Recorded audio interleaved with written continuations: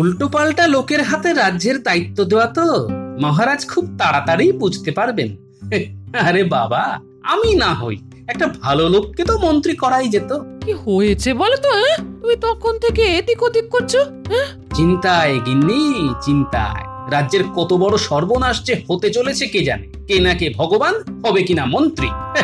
এতে তোমার তো রাগারাগির কি আছে? রাগ হওয়াটাই তো খুব স্বাভাবিক গিন্নি, কারণ বিপদে পড়লে মহারাজ ঠিক সেই আমার ধুতির কাছা ধরেই টানবে। ঠিক আছে, ঠিক আছে, সে যখন যা হবে দেখা যাবে। এখন তুমি চুপচাপ খেতে বসো তো দেখি, আমি খাবার বাড়ছি। বসো।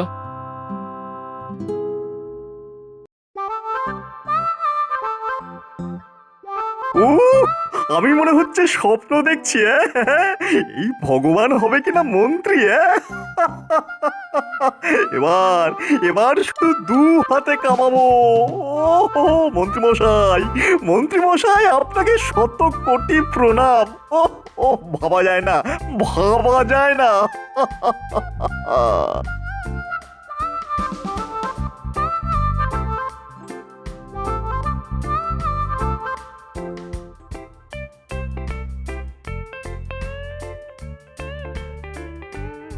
মহারাজ, ভগবান আপনার সাথে দেখা করতে এসেছে। ওহ, চলে এসেছে? তাহলে পাঠিয়ে দাও। আপনি আমাকে ডেকেছিলেন মহারাজ? হ্যাঁ হ্যাঁ হ্যাঁ, ভগবান শোনো, আমাদের রাজসভার মন্ত্রী এখন ভীষণ অসুস্থ, তাই তোমাকে ওর অবর্তমানে ওর পদ সামলাতে হবে। এ তো আমার পরম সৌভাগ্য মহারাজ। কাল তাহলে সকাল সকাল রাজসভায় চলে এসো, সেখানেই আমি তোমার নতুন মন্ত্রী হওয়ার কথা সকল সভাসদদের সামনে ঘোষণা করব। দেখো, আবার যেন দেরি করো না। যথাজ্ঞা মহারাজ। তাহলে আমার প্রিয় সভাসদেরা, কি এবার তোমরা তোমাদের নতুন মন্ত্রীকে পেয়ে খুশি তো? খুশি মহারাজ, খুব খুশি। হ্যাঁ মহারাজ, বেশ খুশি। মহারাজ, আপনি আমাদের রাজ্যের প্রধান, আপনার সকল সিদ্ধান্তেই আমি খুশি। মহারাজ, আমার মনে হয় আপনার একটু ভেবে দেখা দরকার ছিল। আপৎকালীন মন্ত্রী হিসাবে গোপালই কিন্তু সামলে দিতে পারতো, কারণ আমরা দেখেছি গোপাল একাই 100। আর আমি 101। মহারাজ, আমি এই কাগজে একটা খসড়া তৈরি করে রেখেছি যে এই রাজ্যে গ্রামের মানুষের সমস্যা কি কি, কাদের বাড়িতে ইঁদারা দরকার, কোথায় সেচের জন্য পুকুর খুঁড়তে হবে, হ্যাঁ, কোন মাঝির নৌকা সারানোর টাকা নেই, এই সব। সাবাস সাবাস ভগবান, সাবাস! এই তো চাই, এই তো আমার মন্ত্রীর মতন কথা। তাই আমিও এখন সকল সভাসদদের সামনে এই ঘোষণা করছি যে আজ থেকে ভগবানই মন্ত্রীর পদে নিযুক্ত থাকবে, যতদিন না আমাদের মন্ত্রীমশাই পুরোপুরি সুস্থ হয়ে যায়। মহারাজ, এই মুহূর্তে আমার মাথায় আমি একটা কবিতা রচনা করেছি। রচনা করেছো যখন, তখন আর দেরি কেন, বলি ফেলো। সবাই বলো সমস্বরে, জয় ভগবানের জয়, পরাণ খুলে ডাকলে পরে ভয় করবে জয়। অসাধারণ, অসাধারণ! তাই আজকে আমাদের মাঝে ভগবানকে নতুন মন্ত্রী হিসাবে পাওয়ার আনন্দে সবার জন্য আমি একটু পেট পুজোর বন্দোবস্ত করেছি। সাধু সাধু। আজ তাহলে সভা এখানেই শেষ, তোমরা সবাই খেয়ে দিয়ে বাড়ি যাও, কালকে আবার সভা হবে। যথাজ্ঞা মহারাজ। তাহলে আজকে রাজসভা শুরু করা হোক। প্রথমেই বলে রাখি, মন্ত্রী ভগবান, তুমি গতকাল আমাকে যে একটা খসড়া করে দিয়েছিলে, সেই অনুযায়ী আমি লোকজনকে কাজে পাঠিয়ে দিয়েছি রাজ্যে কার কি সমস্যা সেটা দেখার জন্য। ধন্যবাদ, ধন্যবাদ মহারাজ। মহারাজের জয় হোক। বলো সেপাই, কি বলতে চাও? মহারাজ, আপনার সাথে দুজন বণিক দেখা করতে চান, তাদেরকে কি পাঠিয়ে দেব? হ্যাঁ হ্যাঁ, পাঠিয়ে দাও, পাঠিয়ে দাও।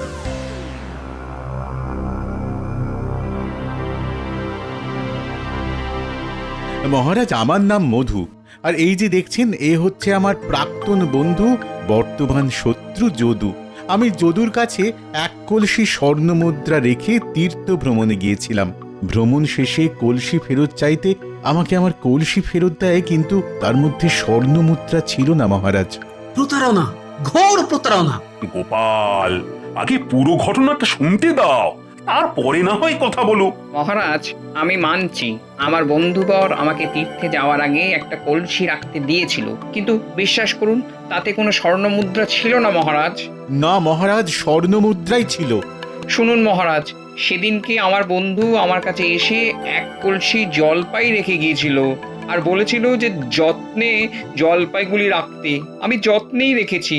তারপর সে তীর্থ ভ্রমণে চলে গেল।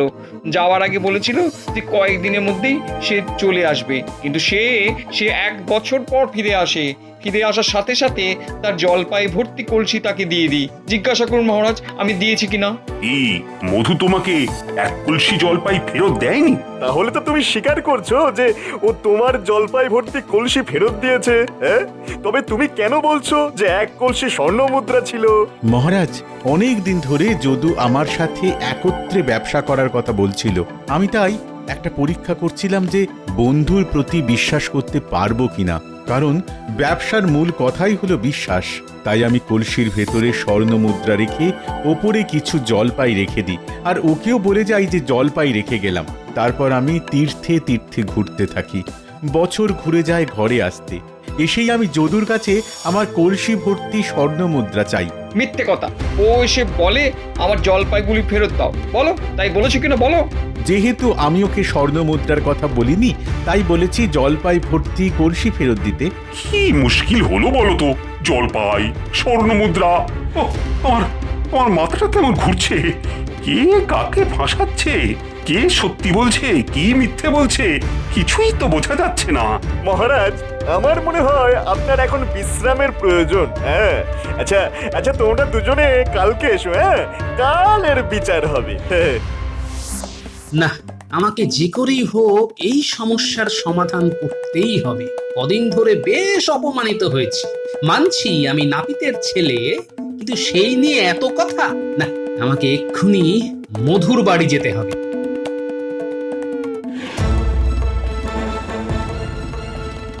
কি গোপাল দাদা, তুমি আমার বাড়িতে? একটা দরকারে এলাম, আর আমি যে এসেছি এটা 5 কান করো না। না না, কি যে বলো। আচ্ছা, তুমি এবার আমাকে যদুর দেওয়া জলপাই ভর্তি কলসিটা একবার দেখাও তো। এই দেখো গোপাল দাদা। বাহ, সবুজ সতেজ জলপাই ভর্তি কলসি। ঠিক আছে ঠিক আছে মধু, সত্যের জয় হবে। শুধু জলপাই সহ কলসিটা কাল নিয়ে এসে লুকিয়ে রেখো। আমি দেখতে চাইলে তবেই দেখাবে। আচ্ছা গোপাল দাদা। এবার আমাকে একবার যদুর বাড়িতে যেতে হবে, তাহলেই পুরো ব্যাপারটা একেবারে মগজাগত হয়ে যাবে।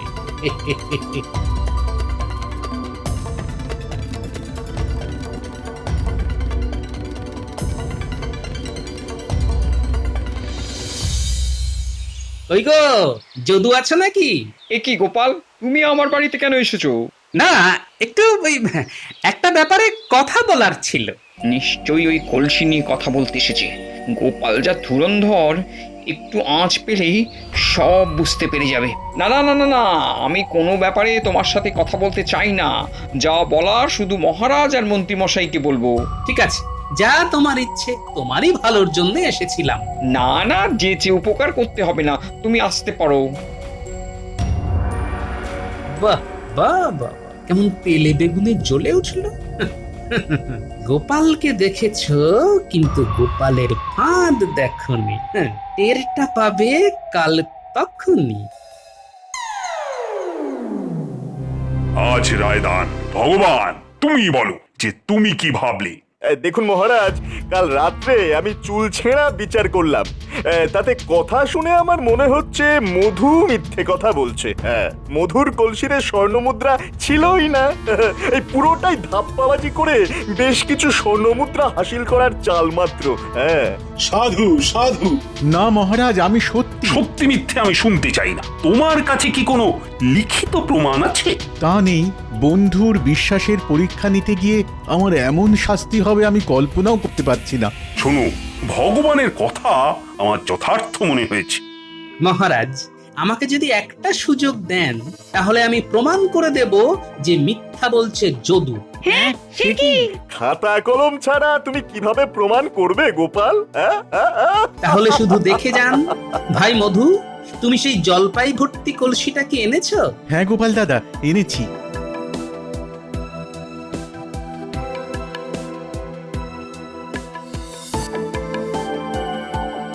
এই কলসিটাই তো যদু ভাই? হ্যাঁ, এই কলসিটাই আমাকে দিয়েছিল, আমি এটাই ফেরত দিয়েছি। যেমন দিয়েছিল তেমন জলপাই আছে, বিশ্বাস না হলে দেখে নিন। হ্যাঁ, সেটা নিশ্চয়ই দেখব। যদু এই সতেজ তাজা জলপাইগুলোই তোমার কাছে রাখতে দিয়েছি, তাই তো? হ্যাঁ, এইগুলোই। দেখুন মহারাজ, এখানেই প্রমাণ হয়ে যায় কে মিথ্যে কথা বলছে। মহারাজ, জলপাই কি 1 বছর ধরে এইরকম সবুজ আর সতেজ থাকে, না কালের নিয়মে তাতে পচন ধরে? হ্যাঁ, পচন ধরে? তাহলে মধু যদি 1 বছর আগে টাটকা জলপাই দিয়ে থাকে, তাহলে 1 বছর পরে সেই জলপাই টাটকা থাকলো কি করে? সাবাস গোপাল, সাবাস। তাহলে তাহলে দোষী কে? খুব স্বাভাবিক, যদুই দোষী। ওর কাছে মধু নিশ্চিতভাবে স্বর্ণ মুদ্রা রেখেছিল, কিন্তু লোভী যদু সেই কলসি খুলে দেখে ওতে স্বর্ণ মুদ্রা আছে। তারপর সব স্বর্ণ মুদ্রা নিজে সরিয়ে নেয়, আর মধু আসলে ওকে টাটকা 1 কলসি জলপাই ফেরত দেয়। কারণ ভেবেছিল কোনো প্রমাণ নেই, কিন্তু কথার আর বুদ্ধির পেঁচে যে যদু এভাবে ফেসে যাবে সেটা কল্পনাও করতে পারেনি। তাই ওকে কারাগারে নিক্ষেপ করুন মহারাজ। হ্যাঁ, ফুল হয়ে গেছে মহারাজ। আমি লোভের বশে আমি আর প্রতারণা করব না। আমি সব ফেরত দিয়ে দেবো, সব ফেরত দিয়ে দেবো মহারাজ। আমাকে ক্ষমা করে দিন, আমাকে ক্ষমা করে দিন মহারাজ। আমি সব ফেরত দিয়ে দেবো। ফেরত তো তোমাকে দিতেই হবে, কিন্তু অপরাধ করার শাস্তিও পেতে হবে।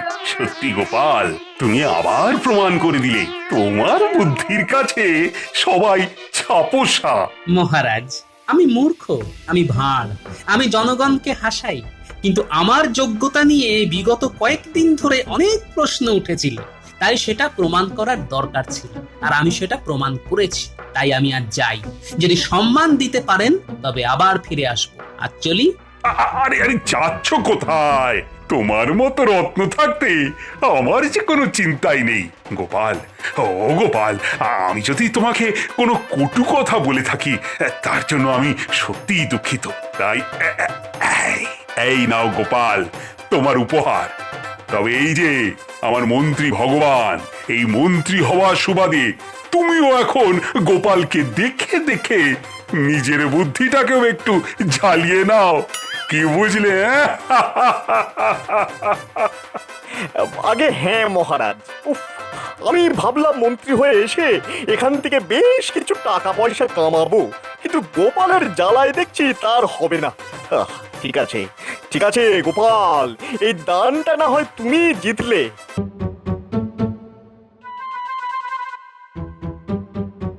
মহারাজ, আপনি এত গভীরভাবে কি চিন্তা করছেন? কি আবার ভাববো? দেখতে পাচ্ছ না এখনো মন্ত্রী, সেনাপতি, গোপাল রাজবৈদ্য আসেনি, তো চিন্তা তো হবেই। অত ভাবনা চিন্তা না করে রাজসভা শুরু করে দিন মহারাজ। না না না, সবাই আসুক, তারপরেই শুরু করব। সবাই না আসলে কোনো কাজের কথা বলাই যায় না, তাই অপেক্ষা করি। ওই এসেছে, পেট মোটা এসেছে। নিন মহারাজ, বরণ করে নিন। কি গোপাল, আজকে তোমার এত দেরি কেন? আর বলবেন না মহারাজ, আজকে গিন্নি মাছের টকটা যা বানিয়েছে কি বলো আমি। তাই আজকে একটু বেশি ভাত খেয়ে ফেললাম, আর খেতে খেতে দেরি হয়ে গেল মহারাজ। খাওয়ার জন্য দেরি হয়ে যায় যখন, তাহলে এত খাও কেন? আগে না খেলে এই নাদুস নুদুস চেহারাটা ধরে রাখবো কিভাবে বলুন? মন্ত্রী মশাইয়ের মতো পাটকাটি হলে তো হবে না। মন্ত্রী নেই বলে তুমি মন্ত্রীর ব্যাপারে যা ইচ্ছে তাই কিন্তু বলতে পারো না। ওই ওই এতক্ষণে সেনাপতির আসার কথা মনে হলো। মহারাজ মহারাজ সর্বনাশ হয়ে গেছে মহারাজ। সর্বনাশ? কি সর্বনাশ? মহারাজ মন্ত্রীমশাই খাট থেকে পড়ে গিয়ে কোমর ভেঙে ফেলেছেন আর মাথাতেও চোট পেয়েছেন। সে এমন চোট যে বাক শক্তি হারিয়ে ফেলেছেন, কোনো কথাই বলতে পারছেন না। হ্যাঁ, খাট থেকে পড়ে কোমর ভাঙা? কি মুশকিল, এ তো মহা সমস্যা হলো। এবার কি হবে? মন্ত্রী ছাড়া রাজসভাটা চলবে কি করে? আচ্ছা, মন্ত্রী মশাই না হয় কোমর ভেঙেছে, কিন্তু আমাদের বৈদ্য মশাইও তো দেখছি অনুপস্থিত। হ্যাঁ, ঠিকই তো। হ্যাঁ, ওদিকে রাজবৈদ্য মশাইও মন্ত্রী মশাইয়ের সেবা যত্নে দিবারাত্রি পড়ে আছেন মহারাজ। উফ, কি বিপদে পড়লাম রে বাবা। বৈদ্য না হয় হলো, কিন্তু এই মন্ত্রী ছাড়া রাজ্য চালাবো কি করে? মহারাজ, আমি বলি কি, আপনি বরং এই আপদকালীন সংকটের সময় গোপালকে মন্ত্রী করে দিন। এমনিতেও আপনি যাই সমস্যায় পড়েন না কেন, তা তো গোপালই সমাধান করে দেয়। হ্যাঁ, না না, গোপাল আর মন্ত্রী তা কি করে হয়? মানছি গোপাল রাজসভার সভাসদ, কিন্তু পূর্ব ইতিহাস একটু নাড়াচাড়া করে দেখলে তো বোঝাই যায় যে গোপাল একজন নাপিত ঘরের ছেলে। নাপিত ঘরের ছেলে তো কি হয়েছে? মানুষের যোগ্যতাই মানুষের পরিচয়। হ্যাঁ, তুমি তো শুধু নামেই এই রাজ্যের সেনাপতি। আজ অব্দি কোনোদিন কোনো যুদ্ধ করেছো বা যুদ্ধে জিতে এসেছো? উফ, একদম জোকের মুখে নুন পড়েছে। বেশি কথা বলো না বিজ্ঞানী, একটা ভাঁড় কখনো মন্ত্রী হতে পারে না। এই তোমরা থামো তো একটু। এখন আমাদের সবার আগে যা করা দরকার সেটা বলো। মহারাজ, আমার মনে হয় আমাদের এখন প্রথম কাজ হওয়া উচিত একবার মন্ত্রী মশাইকে সচক্ষে দেখে আসা যে তিনি কেমন আছেন। এই তো এটা তুমি একদম ঠিক কথা বলেছো। চলো সবাই মিলে গিয়ে একবার মন্ত্রী মশাইয়ের সাথে দেখা করে আসি।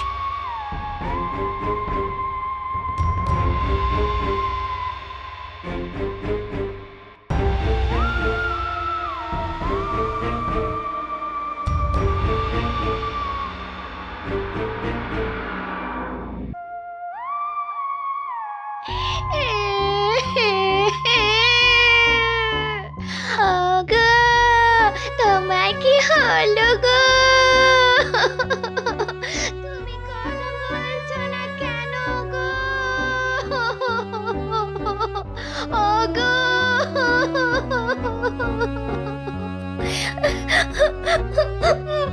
আপনারা এসেছেন? দেখুন কি হয়েছে, দেখুন আপনাদের মন্ত্রী মশাই কথা বলছে না।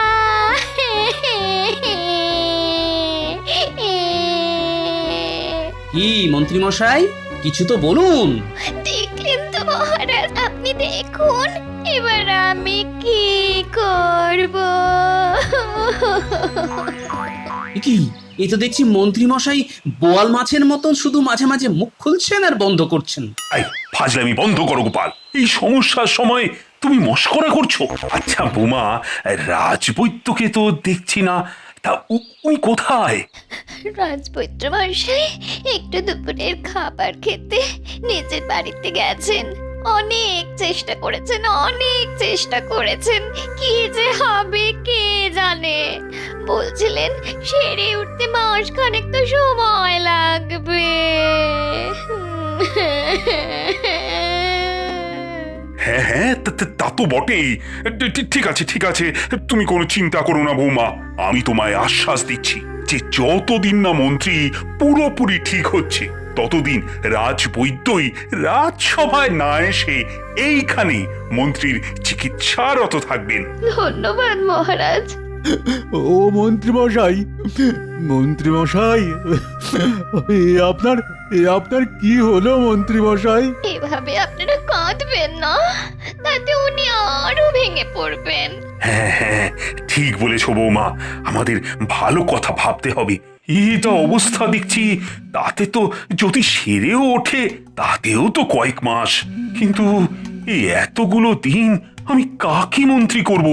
মহারাজ, মন্ত্রী মশাইয়ের যদি আপত্তি না থাকে তাহলে একবার জিজ্ঞেস করো না গোপালকে মন্ত্রী করবেন কিনা। হ্যাঁ,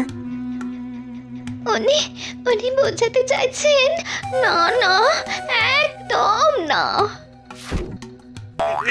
এই দেখো তো মন্ত্রী বোধ হয় ইশারায় কিছু একটা বোঝাতে চাইছে। এই, কি চাইছে কি মন্ত্রী? উনি একটা কাগজ আর কলম দোয়াতে আনতে বলছেন, আমি নিয়ে আসছি। এই তো, এই যে, হ্যাঁ, লিখুন। কি লিখেছে দেখি। মহারাজ, ওই পেট মোটা গোপালকে ভুল করেও মন্ত্রী হতে দেবেন না, তাহলে রাজ্যের অনিষ্ট হয়ে যাবে। যদি এই কদিনের জন্য কাউকে মন্ত্রী করতেই হয়, তাহলে কৃষ্ণনগরের বিচক্ষণ বুদ্ধিমান ব্যক্তি ভগবানকে মন্ত্রী করুন, যে যথেষ্ট বেশি মাথায় বুদ্ধি রাখে। না, গোপালের থেকে আর বেশি বুদ্ধিমান কে হতে পারে? দেখুন, আমার বিন্দুমাত্র লোভ নেই ওই মন্ত্রিত্ব পদের জন্য। তবে মহারাজের কাছে আমার একটাই অনুরোধ, এমন লোককে আপনি মন্ত্রী হিসেবে আনুন যাতে তার দেওয়া মন্ত্রণা যেন যন্ত্রণা না হয়ে যায়। ঠিক আছে, মন্ত্রী যখন নিজেই বলেছে ভগবানকে এই আপৎকালীন মন্ত্রী করার জন্য, তখন তাকেই করা হবে। কি বলো সভাসদগণ? হ্যাঁ রাজামশাই। ঠিক আছে সেনাপতি, তোমার উপরই তাহলে দায়িত্ব থাকলো। তুমি ভগবানকে আজকে বিকেলে আমার সাথে দেখা করতে বলো, আমি ওকে সব বুঝিয়ে দেব। আচ্ছা মহারাজ। বৌমা, তুমি তাহলে মন্ত্রীর খেয়াল রাখো, আর সঙ্গে তো বৈদ্য রইলই। দেখো, মন্ত্রী নিশ্চয়ই তাড়াতাড়ি সেরে উঠবেন। তাহলে আমরা এখন আসি।